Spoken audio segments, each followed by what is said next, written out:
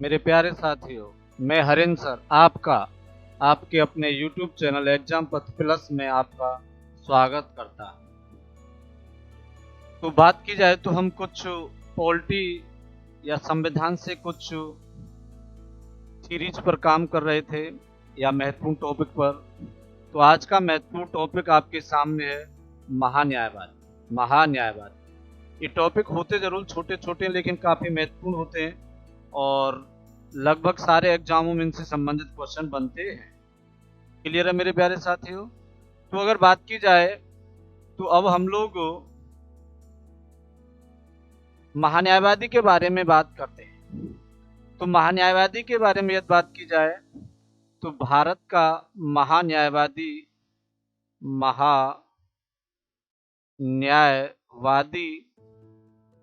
महान्यायवादी तो हम लोग अगर बात की जाए महान्यायवादी की, एक होता है महाअधिवक्ता। एक क्या होता है? महाअधिवक्ता।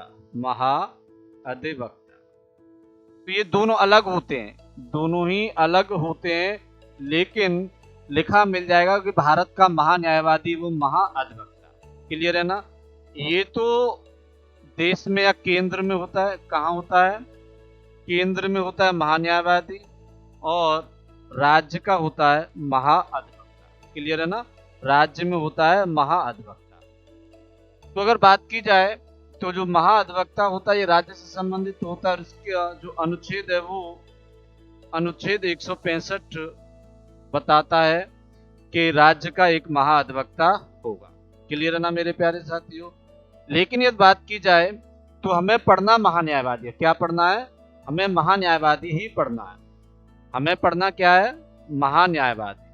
यदि महान्यायवादी की यदि बात की जाए तो महान्यायवादी भारत का सबसे बड़ा विधि अधिकारी होता है। क्लियर है ना? क्या होता है? भारत का सबसे बड़ा विधि अधिकारी होता है महान्यायवादी। तो हम लोग इसके बारे में चर्चा करेंगे कि पहले तो हम लोग देखेंगे कि जो महान्यायवादी है इसका किस अनुच्छेद में विवरण है, किस अनुच्छेद में इसका विवरण है। उसके अलावा हम लोग देखेंगे कि इसकी नियुक्ति कौन करता है, इसकी नियुक्ति कौन करता है। उसके बाद हम लोग देखेंगे कि इसका कार्यकाल क्या होता है, इसका कार्यकाल क्या होता है। और उसके अलावा फिर हम लोग इसकी देखेंगे कि इसकी योग्यता क्या होती है, इसकी योग्यता क्या होती है। उसके अलावा इसका वेतन क्या होता है, इसके वेतन के बारे में पढ़ेंगे। और अंतिम और सबसे महत्वपूर्ण टॉपिक तो हम इसके कार्य के बारे में पढ़ेंगे कि इसके कार्य क्या होते हैं।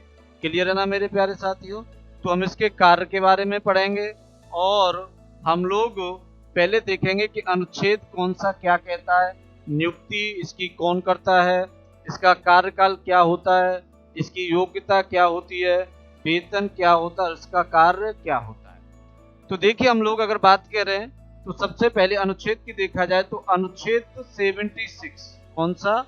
अनुच्छेद या आर्टिकल 76 या अनुच्छेद 76 यह कहता है कि भारत का एक महान्यायवादी हो। क्या होगा? भारत का एक महान्यायवादी हो। क्लियर है ना? तो अनुच्छेद 76 के तहत क्या है? अनुच्छेद 76 में यह बताया गया कि भारत का एक महान्यायवादी होगा। क्लियर है ना? अगर बात की जाए तो इसकी नियुक्ति राष्ट्रपति करता है। कौन करता है? महान्यायवादी की नियुक्ति राष्ट्रपति करता है। कौन करता है? राष्ट्रपति करता है। अच्छा, अगर बात की जाए तो राष्ट्रपति का यह स्वविवेक नहीं होता है।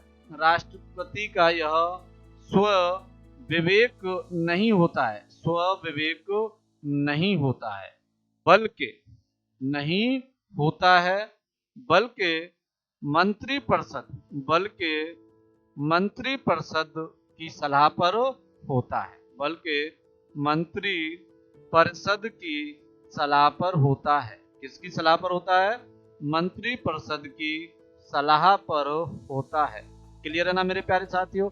भले ही राष्ट्रपति इसकी नियुक्ति करता है। क्लियर है ना? कौन नियुक्ति करता है? महान्यायवादी की राष्ट्रपति नियुक्ति करता है, लेकिन यह इसका स्वविवेक अधिकार नहीं होता, इसका स्वविवेक नहीं होता है।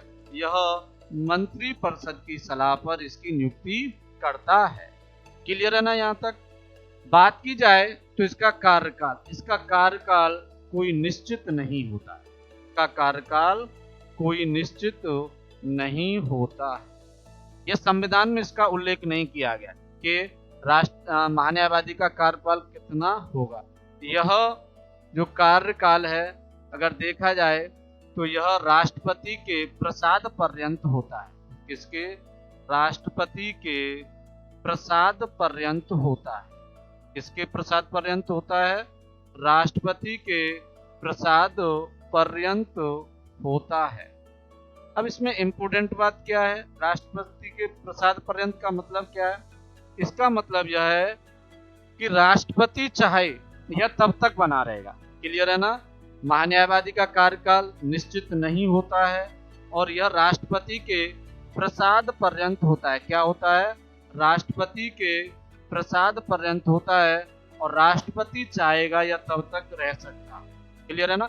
राष्ट्रपति चाहे तभी से हटा सकता है। क्लियर है ना? और ये हटाता भी तभी है जब सरकार या मंत्री परिषद की सलाह होती है या वो कहते हैं इससे ये हटाता। लेकिन यह राष्ट्रपति ना तो इसकी नियुक्ति अपने विवेकाधिकार से कर सकता है और ना ही राष्ट्रपति इसको अपने विवेकाधिकार या स्वविवेक से हटा सकता है।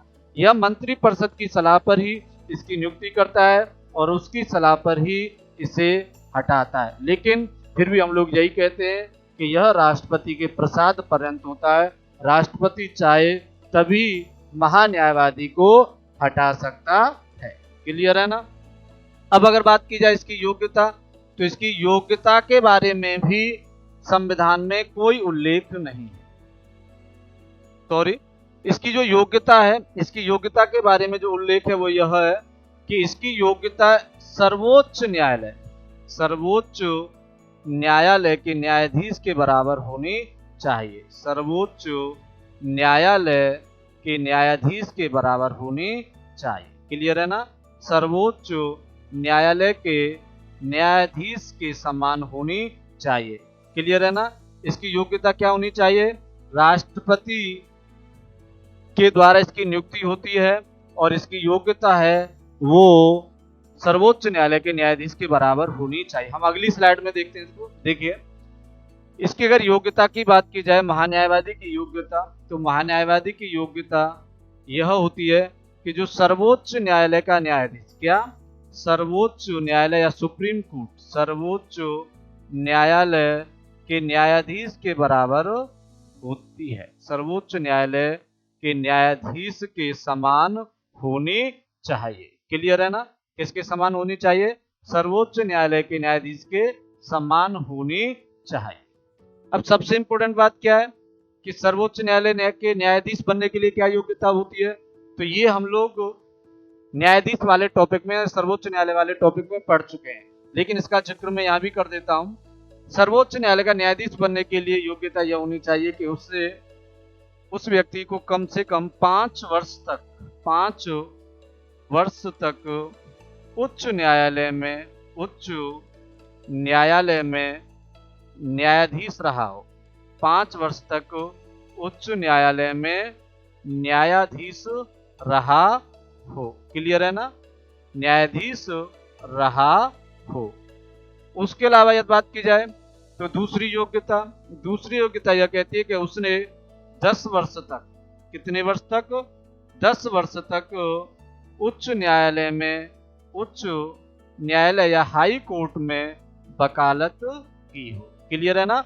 उच्च न्यायालय में वकालत की हो या अधिवक्ता रहा हो। वकालत की हो या अधिवक्ता रहा हो। तीसरी कंडीशन यह है कि अगर ये दोनों कंडीशन ना हो, सपोज कीजिए सर्वोच्च न्यायालय का न्यायाधीश बनने के लिए कंडीशन या तो ये है, जैसे कि अगर कोई व्यक्ति ऐसा जो 5 वर्ष तक उच्च न्यायालय में न्यायाधीश रहा हो तो वो भी सुप्रीम कोर्ट का न्यायाधीश बन सकता है, भले ये ना हो। अगर किसी व्यक्ति ने ये इसको फॉलो करता हो, जैसे कि कोई व्यक्ति 10 वर्ष तक उच्च न्यायालय में वकील रहा हो या उसने वकालत की हो, तो वो भी सर्वोच्च न्यायालय का न्यायाधीश बन सकता है। अगर ये दोनों ही ना हो तो फिर या लगा के एक और कंडीशन होती है, या वह राष्ट्रपति की नजर में, किसकी नजर में? राष्ट्रपति की नजर में विधि का अच्छा ज्ञाता होना चाहिए। राष्ट्रपति की नजर में विधि का अच्छा ज्ञाता होना चाहिए। क्लियर है ना? विधि का अच्छा ज्ञाता होना चाहिए। और जो इन तीनों कंडीशनों में से किसी को भी फॉलो करेगा वह महान्यायवादी बन सकता है या वह सर्वोच्च न्यायालय का न्यायाधीश भी बन सकता है। क्लियर है ना? तो महान्यायवादी के लिए क्या योग्यता होनी चाहिए? महान्यायवादी के लिए योग्यता वही होनी चाहिए जो सर्वोच्च न्यायालय के न्यायाधीश बनने के लिए होती है। और सर्वोच्च न्यायालय के न्यायाधीश बनने के लिए क्या होती है? पहली है कि वह 5 वर्ष तक उच्च न्यायालय में न्यायाधीश रहा हो। दूसरी क्या है? दूसरी है कि वह 10 वर्ष तक उच्च न्यायालय में वकालत की उसने। और तीसरी है कि वह राष्ट्रपति की नजर में विधि का अच्छा ज्ञाता होना चाहिए। क्लियर है ना? तो अगर बात की जाए तो हम लोग इसके, जैसे हमने बताया था कि पहली स्लाइड में आप लोगों को कि इसकी योग्यता वेतन कार्य, तो हम इसके वेतन के बारे में देखते हैं। तो इसका जो वेतन है वह फिक्स नहीं है। क्या है? कि संविधान में वेतन के बारे में नहीं बताया गया है। क्लियर है ना? संविधान में वेतन के बारे में नहीं बताया गया। क्लियर है ना? संविधान में वेतन के बारे में इसका कोई उल्लेख नहीं है। संविधान में वेतन के बारे में उल्लेख नहीं है। क्लियर है ना? उल्लेख नहीं है। अब इंपॉर्टेंट बात क्या है? संविधान में केवल पारिश्रमिक कहने की बात कही है। क्या? परिश्रमिक, परिश्रमिक होना चाहिए। मतलब कहने का यह है कि जो महान्यायवादी जिस पर काम करेगा उसका वेतन उसे मिल जाएगा या पारिश्रमिक उसे दिया जाएगा। लेकिन इसका जो अमूमन जो वेतन होता है यह राष्ट्रपति के ऊपर निर्भर है कि राष्ट्रपति कितना रखता है। क्लियर है ना? राष्ट्रपति कितना रखेगा इसका वेतन। तो इसका वेतन सामान्यतः जो सर्वोच्च न्यायालय के न्यायाधीश होते हैं उनके बराबर इसे दिया जाता है। क्लियर है ना? इसको भी वेतन सर्वोच्च न्यायालय के न्यायाधीश के बराबर ही दिया जाता है सामान्यतः। ये संविधान में नहीं है लेकिन यह राष्ट्रपति के ऊपर छोड़ा गया है कि महान्यायवादी को कितना वेतन दिया जाएगा। क्लियर है ना? संविधान में वेतन के बारे में कुछ भी नहीं बताया गया है। वहां पर जो चर्चा की गई है वो पारिश्रमिक की बात की गई है, कितना इसे श्रमिक मिलेगा। और कहने का मतलब जितना कार्य करेगा उतना इसे श्रम मिल जाएगा। और राष्ट्रपति को यह शक्ति दी गई है कि वह इसका वेतन फिक्स कर सकता है। लेकिन सामान्यतः यह होता है कि सर्वोच्च न्यायालय सुप्रीम कोर्ट के न्यायाधीश के बराबर इसे वेतन मिलता है। क्लियर है ना? अब अगर बात की जाए तो इसके कार्य हैं, कार्य काफी महत्वपूर्ण होते हैं महान्यायवादी। देखिए कार्य क्या है इसके यदि कार्य की बात की जाए महान्यायवादी के, तो महान्यायवादी का पहला कार्य यह है कि यह सरकार का विधि परामर्शदाता होता है। क्लियर है ना? सरकार का विधि परामर्शदाता होता है। क्लियर है ना? क्या होता है? सरकार का विधि परामर्शदाता होता है।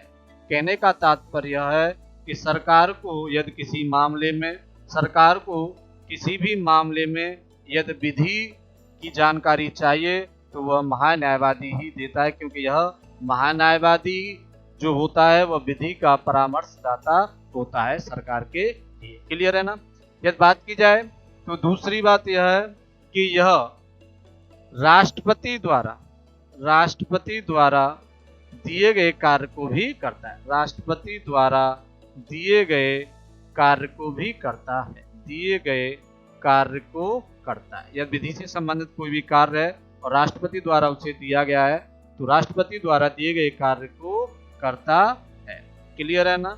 और तीसरा इंपॉर्टेंट यह है कि जो ये सरकार का जो विधि परामर्शदाता होता है राष्ट्रपति द्वारा दिए गए कार्य को ये कर सकता है। और उसके अलावा एक इंपॉर्टेंट बात और मैं आपको बता दूं कि महान्यायवादी किसी भी सदन में, चाहे वो लोकसभा हो या राज्यसभा हो, किसी भी सदन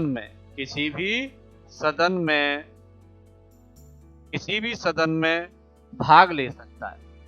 कहने का तात्पर्य यह है कि किसी भी सदन की अगर कार्यवाही चल रही है, किसी भी सदन की यदि कार्यवाही चल रही है तो वह उसमें भाग ले सकता है, कार्यवाही में भाग ले सकता है।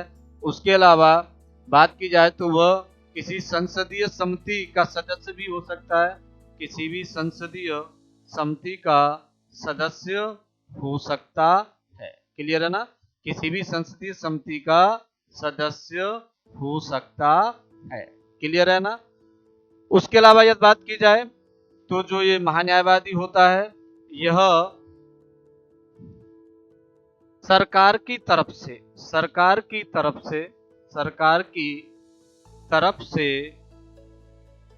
न्यायपालिका में पक्ष रखता है, न्यायपालिका में पक्ष रखता है। क्लियर है ना? सरकार की तरफ से न्यायपालिका में पक्ष रखता है, सरकार का ही पक्ष रखता है। समझिए, मैं समझाता हूं आपको। कहने का तात्पर्य है कि जैसे मानो कि कोई केंद्र सरकार की वैकेंसी है, केंद्र सरकार की कोई भी वैकेंसी है, जैसे आप ले लीजिए एनटीपीसी जो रेलवे की काफी चर्चित है। अब एनटीपीसी ने मान लीजिए कोई रेल्ट डिक्लेयर किया या रेल्ट घोषित किया। अब इससे जो अभ्यर्थी हैं वो असंतुष्ट हैं, तो वो लोग न्यायपालिका जाएंगे। क्लियर है ना? जो भी अभ्यर्थी हैं वो मान लीजिए कि असंतुष्ट हैं। क्लियर है ना? क्या है? असंतुष्ट हैं, तो वो जाएंगे न्यायपालिका। अब न्यायपालिका जाएंगे तो फिर सरकार से जवाबदेही बनती है और न्यायपालिका सरकार से पूछेगी। तो फिर क्या किया जाएगा कि सरकार जो है वो अपनी तरफ से महान्यायवादी को ही न्यायपालिका में भेजेगी। क्लियर है ना? महान्यायवादी को ही न्यायपालिका में भेजेगी। क्लियर है ना? और मैंने अभी आपको बताया था कि किसी भी सदन में जो भाग ले सकता है, तो इसके बारे में थोड़ा सा और मैं डिटेल में बता दूं आपको। इसका जो विवरण है अनुच्छेद 88 भी महान्यायवादी के बारे में बताता है। इसमें क्या बताया गया है? इसमें महान्यायवादी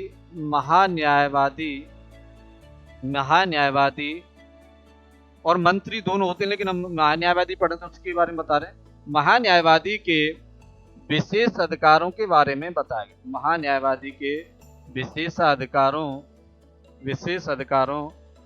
के बारे में बताया गया है। और ये विशेष अधिकार किसमें? उन्हें ये सदन में। क्लियर है ना? सदनों से संबंधित जो महान्यायवादी के विशेष अधिकार हैं, अनुच्छेद 88 में उसी के बारे में जिक्र किया गया है। विशेष अधिकार क्या है? जैसे यह किसी भी सदन में, किसी भी सदनों में से किसी में सदनों की कार्यवाही में भाग ले सकता है। क्लियर है ना? सदनों की कार्यवाही में भाग ले सकता है। लेकिन इंपॉर्टेंट बात यह है कि कार्यवाही में भाग तो ले सकता है, लेकिन यह वोट नहीं दे सकता। क्लियर है ना? लेकिन क्या नहीं कर सकता? यह वोट नहीं दे सकता है। क्लियर है ना? वोट नहीं दे सकता है। क्लियर है ना? तो अनुच्छेद 88 में क्या है? अनुच्छेद 88 यह बताता है कि सदनों में, सदनों में महान्यायवादी के विशेष अधिकार क्या क्या है। जैसे पहला विशेष अधिकार, सदनों की कार्यवाही में ये भाग ले सकता है। दूसरा, ये वोट नहीं दे सकता है। क्लियर है ना? अच्छा, महान्यायवादी के बारे में बात की जाए थोड़ा सा और, तो जो प्रथम महान्यायवादी थे, भारत के प्रथम महान्यायवादी, तो ये जो महान्यायवादी थे वो थे आपके MC शीतलवाड़।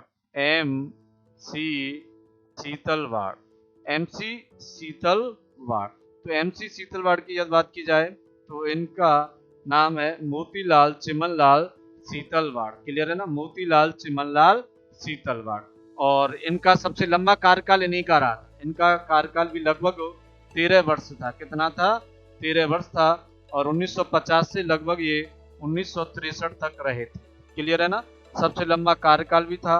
और यदि बात की जाए तो वर्तमान में जो महान्यायवादी हैं वो आप लोग जानते होंगे, के वेणुगोपाल। क्लियर है ना? कौन है? के वेणुगोपाल है। क्लियर है ना? और यदि बात की जाए तो ये 15वें भारत के महान्यायवादी हैं। क्लियर है ना? कौन से वे हैं? 15वें भारत के महान्यायवादी हैं के वेणुगोपाल। क्लियर है ना। तो जो भी महान्यायवादी से संबंधित क्वेश्चन बन सकते थे किसी भी एग्जाम में, तो उनको मैंने यहाँ पर पूरा उनके बारे में जिक्र किया है।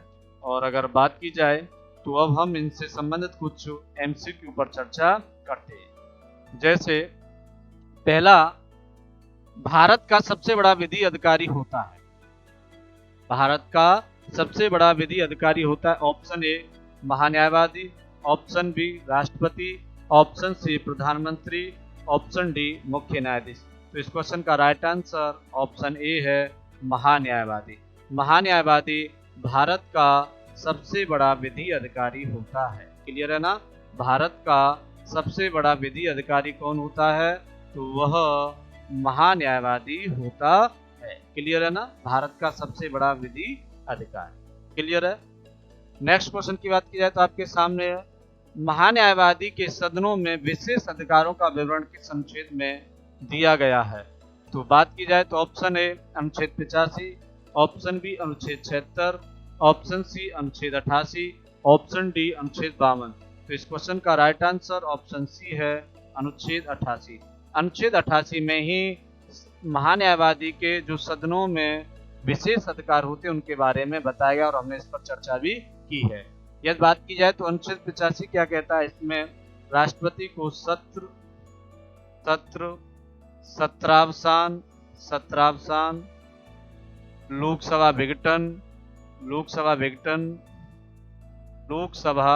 का विघटन आदि से संबंधित जो शक्तियां हैं वह अनुच्छेद 85 में राष्ट्रपति को ही दी गई हैं। क्लियर है ना। राष्ट्रपति को जो शक्तियां दी गई हैं सत्र से संबंधित, सत्र को आहूत करना, सत्र का सत्रावसान करना, लोकसभा का विघटन करना, ये सब अनुच्छेद 85 में ही बताया गया है। क्लियर है ना। अनुच्छेद 76 की बात की जाए तो भारत का एक महान्यायवादी होगा। क्लियर है ना। महान्यायवादी के बारे में बताया गया है अनुच्छेद 76। और ये अनुच्छेद 88 में अभी मैंने बताया कि महान्यायवादी के सदनों में विशेष अधिकार क्या है, अनुच्छेद 88 में बताया गया है। और अनुच्छेद 52 की बात की जाए तो भारत का एक राष्ट्रपति होगा, यह अनुच्छेद 52 बताता है। क्लियर है ना। नेक्स्ट क्वेश्चन की बात की जाए तो आपके सामने है, महान्यायवादी का कार्यकाल कितना होता है। ऑप्शन ए 5 वर्ष, ऑप्शन बी 6 वर्ष, ऑप्शन सी 4 वर्ष, ऑप्शन डी निश्चित नहीं है।